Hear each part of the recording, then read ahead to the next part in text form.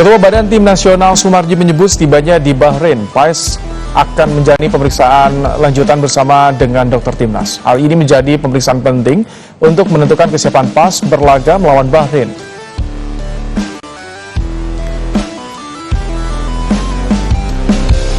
Ketika dia datang, langsung akan kita cek kondisi yang realnya seperti apa, dan setelah itu baru nanti akan kita lihat apakah bisa dimainkan atau tidak. Kemungkinan sih insya Allah mudah-mudahan kondisinya membaik dan bisa dimainkan. Sebelumnya 26 pemain dari 27 pemain yang dipanggil Sinteyong mengikuti latihan kedua di Bahrain setelah kedatangan 7 pemain yang merumput di luar negeri. Ketujuh pemain itu adalah Miss Hilgers, Iliano Linders, Asnawi Mangku Alam, Calvin Verdong, Pratama Arhan, Rafael Struijk, dan Nathan Choaon.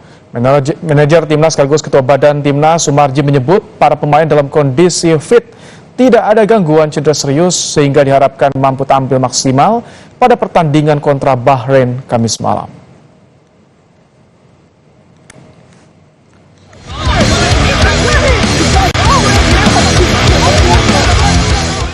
Timnas Indonesia akan berhadapan dengan Bahrain pada putaran ketiga kualifikasi Piala Dunia 2026 zona Asia.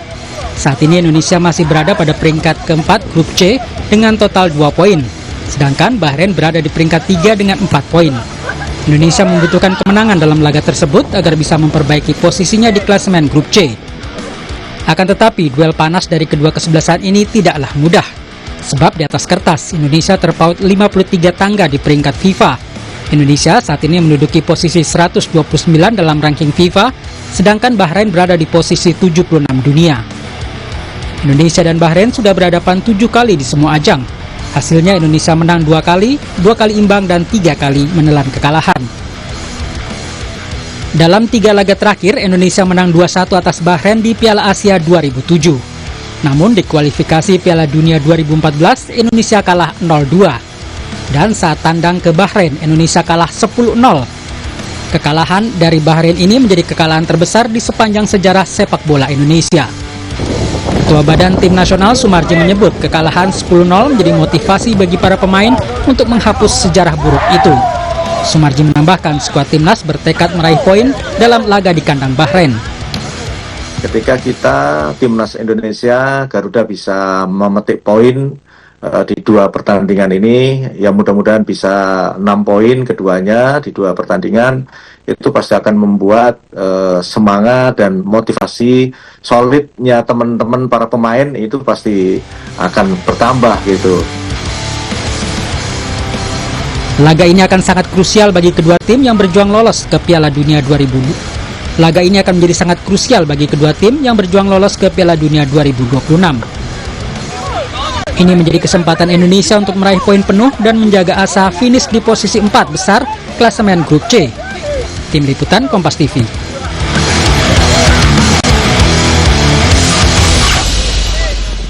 Laga timnas Indonesia lawan Bahrain menjadi penting bagi skuad Garuda untuk meraih poin demi menjaga asa lolos ke Piala Dunia 2026, sekaligus menghapus kenangan buruk saat kalah 10-0 di kandang Bahrain.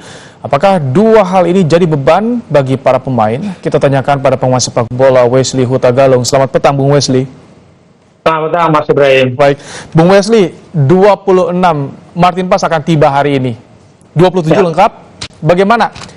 Kita bahas soal peta kekuatan Bahrain. Bagaimana Anda melihat peta kekuatan Bahrain saat ini?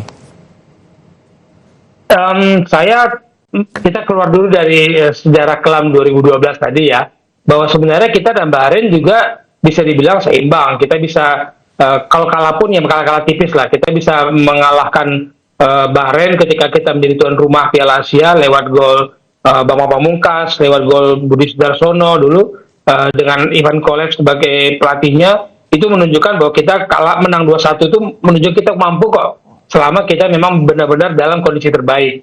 Nah, ketika diungkit-ungkit kekalahan terbesar 0-10 timnya Aji Santoso ketika itu, saya mengatakan bahwa era 2012 itu era kekelaman sepak bola Indonesia dengan perpecahan kita. Jadi kalau dibandingkan kekuatan tadi, pertanyaan Mas Ibrahim, kita nggak perlu takut. Yang kita waspadai adalah faktor non teknis yang akan menjadi kendala, dan itu mungkin sudah saya prediksi akan mengganggu tim nasional kita persiapan sebelum di Seperti lapangan apa maupun faktor di non lapangan. teknis yang menurut Anda tadi bisa jadi kendala bagi timnas? Apa saja kira-kira? Pertama, pancingan di lapangan ya. Saya tidak bicara non teknis yang di luar lapangan. Biasanya nanti ada saja. Nanti kita tunggulah Pak Marji laporannya. Tapi yang di lapangan kita lihat nanti bagaimana pancingan emosi, pelanggaran gitu. Dan kemudian kalau nanti misalkan kita dipancing emosi dengan drama-drama mereka ketika Australia terkena pancingan drama-drama pemain Bahrain di lapangan, ini yang tidak boleh berdampak kepada permainan yang disiapkan oleh Sintayong dan tim pelatihnya.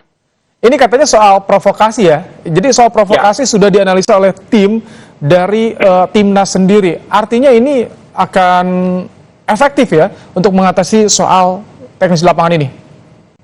Secara permainan sekarang semua orang melihat Indonesia dengan wajah barunya, dengan permainannya yang mengejutkan, dan saya katakan setiap kali tim nasional kita ya Sintayong turun, saya menunggu kejutannya di starting lineup dan kejutan gaya bermain tim nasional. Ini Bahrain pasti sudah mengantisipasi.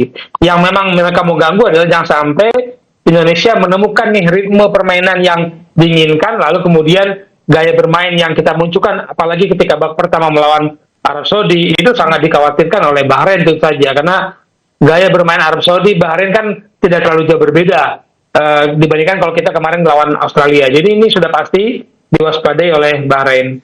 Kejutan seperti apa kira-kira nih prediksi yang akan ditampilkan oleh anak asuh Sintayong? Hadirnya Miss dan juga Eliano, kemudian juga Martin Paes hadir hari ini nih.